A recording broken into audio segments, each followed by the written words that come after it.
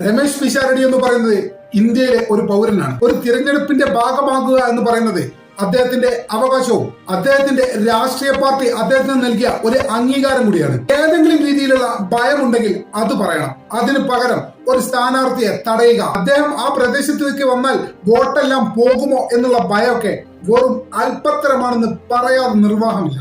പലപ്പോഴും ഇത്തരം അമിത പ്രകടനങ്ങൾ ഉണ്ടല്ലോ, അത് ആ സ്ഥാനാർത്ഥിക്ക് തന്നെയാണ് ഗുണകരമായിട്ട് വരിക എന്നുള്ളതാണ് നമുക്ക് മുന്നിലുള്ള ഏറ്റവും വലിയ ചരിത്രം. അതിന്റെ ഏറ്റവും വലിയ മികച്ച ഉദാഹരണമാണ് കഴിഞ്ഞ ലോക്സഭാ തെരഞ്ഞെടുപ്പിലെ കാഫിർ സ്ക്രീൻഷോട്ട്. അതായത് വടകര മണ്ഡലത്തിലെ റിസൾട്ട് തന്നെ നിർണ്ണയിക്കുന്ന രീതിയിലേക്ക് മാറിയ കാഫിർ സ്ക്രീൻഷോട്ട് എല്ലാവർക്കും ഓർമ്മ ഉണ്ടാവുമെന്ന് വിചാരിക്കുന്നു. അത് ഇത്തരത്തിലുള്ള ഒരു അമിതാവേശം കൊള്ളലായിരുന്നു, ഒരു ഗൂഢതന്ത്രം മെനയിലായിരുന്നു. ഏതായാലും പൊട്ടിപ്പാളീസായി കേരളത്തിലെ ഇടതുപക്ഷത്തിന്റെ ഏറ്റവും വലിയ ഒരു വനിതാ നേതാവ് തോറ്റി തുന്നമ്പാടി എന്ന് തന്നെ നമുക്ക് സിമ്പിൾ ആയിട്ട് പറയാൻ സാധിക്കും. ഇവിടെയാണ് മറ്റൊരു പ്രസക്തമായിട്ടുള്ള ചോദ്യം പറഞ്ഞത്. എന്താ പറയുക, ഒരു സ്ഥാനാർത്ഥിക്ക് അദ്ദേഹത്തിന്റെ മണ്ഡലത്തിൽ വോട്ട് അഭ്യർത്ഥിക്കാനുള്ള അവകാശം നിഷേധിക്കാൻ ഇവരാരാണ്? കേരളത്തിന്റെ ഒരു രാഷ്ട്രീയ പശ്ചാത്തലം നോക്കുമ്പോൾ കടുത്ത ആശയ വൈരുദ്ധ്യങ്ങളുള്ള ആളുകൾ പോലും പരസ്പരം ഇത്തരം അടിസ്ഥാന അവകാശങ്ങൾ നിഷേധിക്കുന്ന രീതിയിൽ എവിടെയും പ്രവർത്തിച്ചതായി നമ്മുടെ അറിവിലില്ല. അത് തന്നെയാണ് നമ്മുടെ ജനാധിപത്യ സംസ്കാരത്തിന്റെ ഏറ്റവും വലിയ മനോഹാരിതയും ശക്തിയുമെന്ന് നമുക്ക് നിസ്സംശയം പറയാൻ സാധിക്കും. രമേശ് പിഷാരടിയുടെ എതിരായിട്ട് മത്സരിക്കുന്ന LDF നിന്ന് ഒരു NMR റസാഖും BJP നിന്ന് അവരുടെ ഏറ്റവും വലിയ വനിതാ നേതാവായ കേരളത്തിലെ ഏറ്റവും വലിയ വനിതാ നേതാവായ ശോഭാ സുരേന്ദ്രനുമാണ്.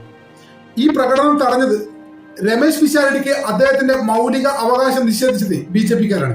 എന്തിനാണ് BJP-ക്കാർ ഇത്ര ഭയപ്പെടുന്നത്? നിങ്ങൾ എത്ര തന്നെ ഭയപ്പെട്ടാലും രമേശ് പിഷാരടി പാലക്കാടൻ കോട്ട പിടിച്ചിരിക്കുന്നുള്ള കാര്യത്തിൽ ഒരു സംശയവും നിങ്ങൾക്ക് വേണ്ട.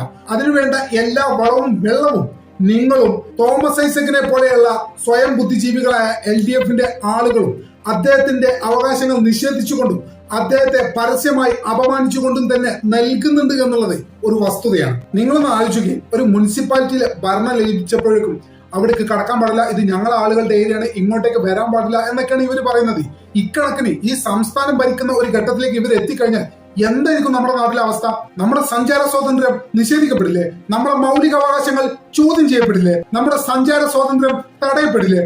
ഒരു ജനാധിപത്യ വിശ്വാസി എന്നുള്ള നിലയ്ക്ക് വലിയ രീതിയിലുള്ള ആശങ്ക ഈ സംഭവം കണ്ടതിന് ശേഷം വ്യക്തിപരമായിട്ട് എനിക്കുണ്ടായിട്ടുണ്ട്.